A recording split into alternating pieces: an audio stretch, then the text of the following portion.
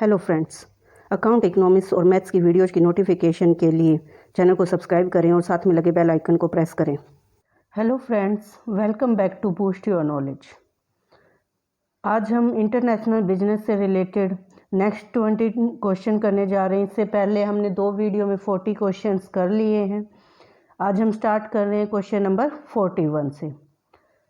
Question है हमारा, dash means acceptance of an outward looking policy of economic development in place of inward looking ones. Means ऐसी चीज़ पूछ रही है हमसे जिससे एक कंट्री के इनवर्ड लुकिंग की प्लेस में हम कहाँ पर फोकस करते हैं, आउटवर्ड लुकिंग में। तो वो होता है हमारा ग्लोबलाइजेशन। तो ऑप्शन सी जो होगा हमारा यहाँ पर राइट ऑप्शन हो जाएगा। अगर प्राइवेटाइजेशन की बात करते हैं तो जब पब्लिक से प्राइवेट की तरफ जब मूव करते हैं तो उसे प्राइवेटाइजेशन कहते हैं। और जब जो हमारे रिस्ट्रिक्शंस होते हैं, लाइसेंसिंग पॉलिसी होती है, इन चीज़ों को कम कर दिया जाता है तो उसे लिबरलाइजेशन कहते हैं। तो फर्स्ट क्वेश्चन का हमारा राइट आंसर हो गया globalization, option number C. Next question हमारा 42, ESCAP स्टैंड्स फॉर। मीन्स यहाँ पर इसकी फुल फॉर्म पूछी गई है। तो फुल फॉर्म होती है इसकी economic and social commission for Asia and the Pacific. तो ऑप्शन ए जो होगा हमारा यहाँ पर राइट ऑप्शन हो जाएगा। सी फॉर सेंटर नहीं होता है हमारा, कल्चर भी नहीं होता है, और पी फॉर प्राइवेटाइजेशन या पब्लिक नहीं होता, ये ध्यान रखना हमें। तो बाकी 3 में जो एरर है वो हमें पता चल गई है। तो राइट ऑप्शन हमारा ए हो जाएगा, economic and social commission for Asia and the Pacific. Next question है हमारा question number 43, dash is the method of doing business by which a franchise is granted the right to offer, sale and distribute goods और service under a system created by the franchisee. Means ये उस business method को पूछ रहा है जिसमें एक जो कॉन्ट्रैक्ट किया जाता है जिसके अंदर किसी एक पर्टिकुलर बड़ी कंपनी का या बड़े ब्रांड का नाम इस्तेमाल करके बाकी जो है उसकी को बेच सकते हैं, गुड्स को डिस्ट्रीब्यूट कर सकते हैं। तो वो हमारी होती है फ्रेंचाइजिंग। तो यहाँ पर जब हम ऑप्शंस को चेक करते हैं तो नेक्स्ट जो है हमारा ऑप्शन डी जो होगा हमारा यहाँ पर राइट ऑप्शन हो जाएगा, फ्रेंचाइजिंग। नेक्स्ट क्वेश्चन है हमारा, फेरा वॉज रिप्लेस्ड बाय। फेरा जो है वो किसके द्वारा रिप्लेस किया गया? फेरा एक्ट हमारा आया था 1973 में, जिसकी फुल फॉर्म होती है फॉरेन एक्सचेंज रेगुलेशन एक्ट, और इसको रिप्लेस कर दिया गया था 1999 में फेमा से, जिसकी फुल फॉर्म होती है फॉरेन एक्सचेंज मैनेजमेंट एक्ट। तो ऑप्शन ए जो होगा हमारा यहाँ पर राइट ऑप्शन हो जाएगा। नेक्स्ट क्वेश्चन है question number 45, dash is the process of contracting with foreign firms granting them proprietary rights to use technology, copyrights, trademark and brand name etcetera. Means ऐसा कौन सा कॉन्ट्रैक्ट है जिसके अकॉर्डिंग फॉरेन फर्म्स को क्या कर दिया जाता है कि जो भी हमारी technology, copyright, trademarks, brand names है वो इनको क्या कर सकती है, इस्तेमाल कर सकती है। तो वो होता है हमारा लाइसेंसिंग। ऑप्शन बी जो होगा हमारा यहाँ पर राइट ऑप्शन हो जाएगा।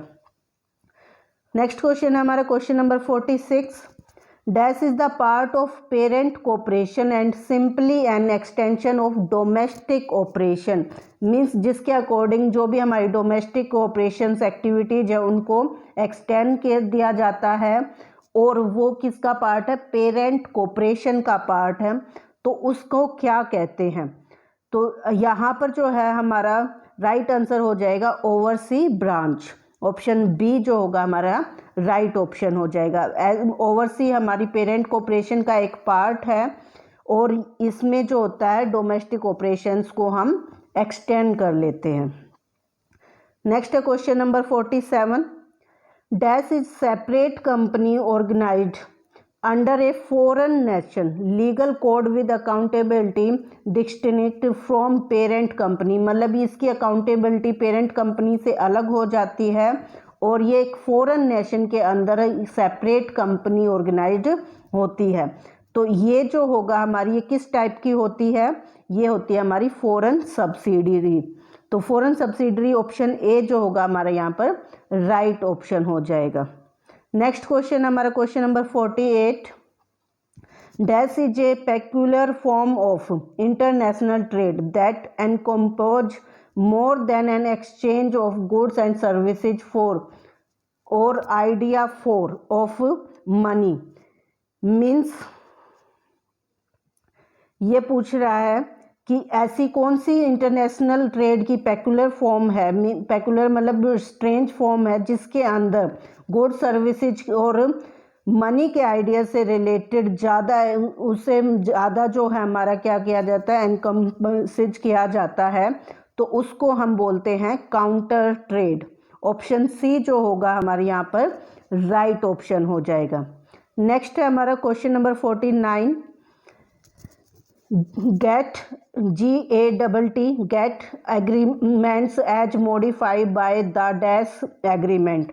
मीन्स गेट का जो एग्रीमेंट है वो किसके थ्रू जो है मॉडिफाई किया गया था, तो ऑप्शन सी यूरेगियो राउंड जो है उसके अकॉर्डिंग हमारा गेट एग्रीमेंट्स बनाया गया था। तो ऑप्शन सी जो होगा हमारे यहाँ पर राइट ऑप्शन हो जाएगा।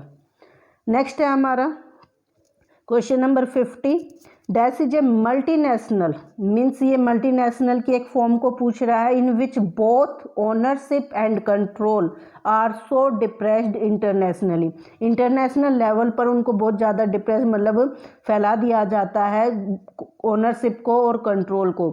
तो ये मल्टीनेशनल की कौन सी फॉर्म है, तो ये लास्ट स्टेज में आता है हमारा ट्रांसनेशनल कोऑपरेशन। तो 50 का जो हमारा आंसर हो गया D, transnational cooperation. Next question है हमारा 51, under dash a company doing international marketing enters into contact with firms in foreign country to manufacture the product while retaining the responsibility of marketing the product. Means product की marketing का तो क्या responsibility company के पास ही रहती है, लेकिन उसकी जो मैन्युफैक्चरिंग होती है वो क्या होती है, दूसरी कंपनी को दे दी जाती है। तो ऐसी सिचुएशन में इसको हम क्या कहते हैं, तो इसको हम मैन्युफैक्चरिंग का कॉन्ट्रैक्ट दे रहे हैं, तो कॉन्ट्रैक्ट मैन्युफैक्चरिंग हमारा यहाँ पर राइट आंसर हो जाएगा। ऑप्शन ए जो है राइट ऑप्शन होगा हमारा। नेक्स्ट है हमारा, which of the following is an agreement by the seller to supply a buyer with a facility fully occupied and ready to be operated by buyer's personnel who will be trained by the seller। Means ये पूछ रहा है कि ऐसा कौन सा arrangement है जिसमें सेलर जो है बायर को फुली ऑक्यूपाइड फैसिलिट सप्लाई करता, मीन्स रेडी टू सेल वाले जो है प्रोडक्ट सप्लाई करता है, और यहाँ पर बायर उनको डायरेक्ट क्या कर लेता है, ऑपरेट कर लेता है।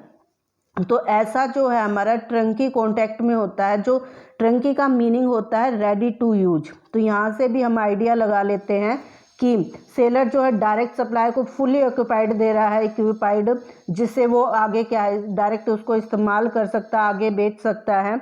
तो ऐसा कॉन्ट्रैक्ट हमारा क्या हो जाएगा, ट्रंकी कॉन्ट्रैक्ट हो जाएगा। ऑप्शन डी जो होगा हमारा यहाँ पर राइट ऑप्शन हो जाएगा।